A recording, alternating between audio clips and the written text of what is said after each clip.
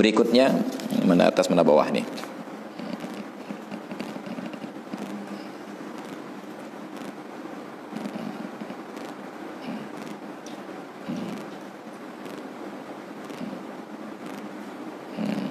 Ya. Ketika berhadapan dalam kasus datang seorang pria ingin melamar dan menikah, tapi tetap saja masih mengenang masa lalu. Tadi kan Rasulullah masih mengenang masa lalu dengan Khadijah. Belum move on katanya. Masih mengingat dulu. Kita tidak bisa melepaskan seseorang dari ikatan masa lalu kecuali dengan membenturkan kepalanya ke tiang sampai lupa ingatan. Maka dia mulai hidup dalam kehidupan yang baru. Itu kan dibuat film, ada 50 First Date, 50 kali cinta yang pertama. Istrinya itu mendapatkan benturan di kepala sampai dia harus mulai perkenalan setiap hari sebagai cinta yang baru. Bayangkan bertahannya hidup. Itu hanya ada dalam sinetron dan film. Kalau dalam kenyataan kabrakan kagak ciri. Artinya tidak mungkin melepaskan seseorang dari pengalaman masa lalu.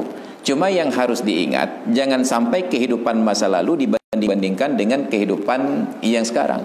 Rasulullah ketika hidup dengan istrinya, beliau bernostalgia dengan istrinya di masa lalu, dengan kemungkinan potensi untuk terulang di masa akan datang sangat kecil. Yang salah adalah ketika seorang pria pernah punya masa lalu, apakah bertunangan, apakah pernah kawin, bercerai dan lain sebagainya, lalu datang untuk bertemu dengan calon istri yang baru, dia hanya mengenang masa lalu, dulu dengan istri yang pertama saya pernah begini. Itu hanya sekedar memori. Silahkan, semua orang punya hak masa lalu. Yang jangan adalah ada potensi untuk kembali kepada sejarah masa lalu itu merusak perkawinan yang sekarang. Maka selama etika ketika bertemu dengan mantan-mantan itu dalam batasan yang wajar, sebatas silaturahmi, selesai. Nggak ada hal-hal besar yang harus digugat. Karena bila menggugat, maka nanti suami ini pun punya potensi untuk menggugat istrinya, kecuali istrinya tidak pernah ada masa lalu. Blast from the past. Ada ledakan dari dalam tanah, langsung lahir seorang wanita dewasa. Itu seperti kelahiran Nabi Isa alaihissalam. Itu tidak mungkin. Maka ada hal-hal yang kita harus beradaptasi. Ada seorang pria yang mungkin hubungan kekerabatan dengan sepupu-sepupunya terlalu dekat. Bahasanya sudah adik abang.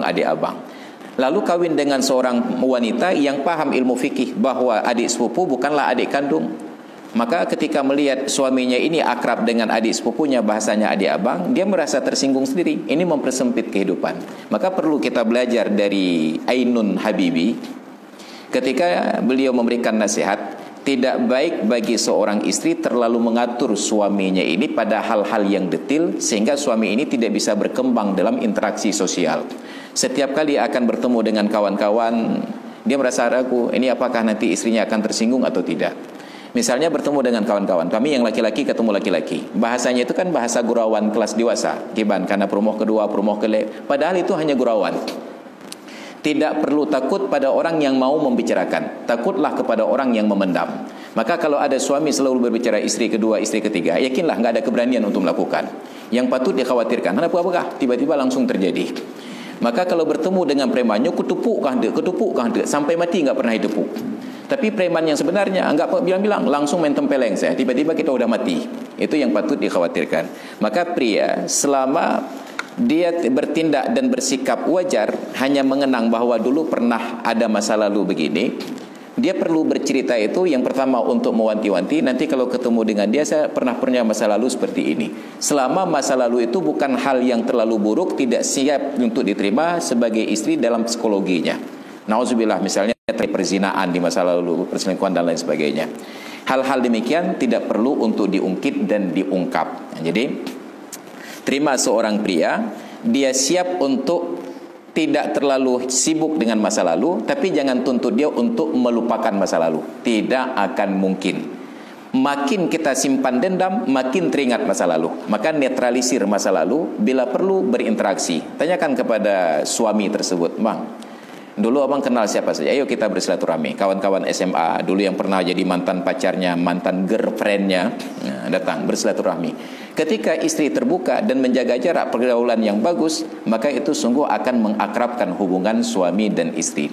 Tapi setiap kali suami bertemu dengan mantannya yang di masa lalu ini, istri terlalu protektif, itu mendatangkan kecurigaan yang berlebih. Nanti suami menjadi tidak nyaman, dan ketidaknyaman itu berimbas pada hal-hal yang lain dan akan cenderung untuk menuntut balas.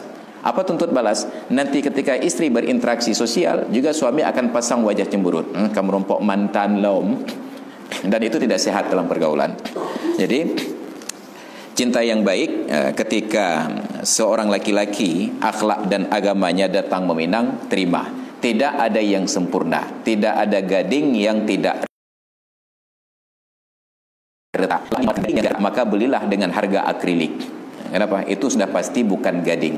Tidak ada manusia yang tidak cacat. Sesempurna apapun agama dan akhlaknya, tetap ada cacat. Maka cacat itulah kesempurnaan bahwa dia manusia.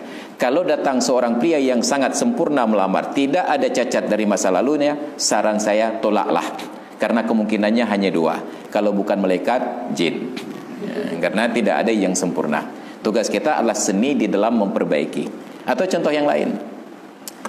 Orang yang beli mobil baru tanpa cacat, itu tidak ada ikatan batin dengan kendaraannya.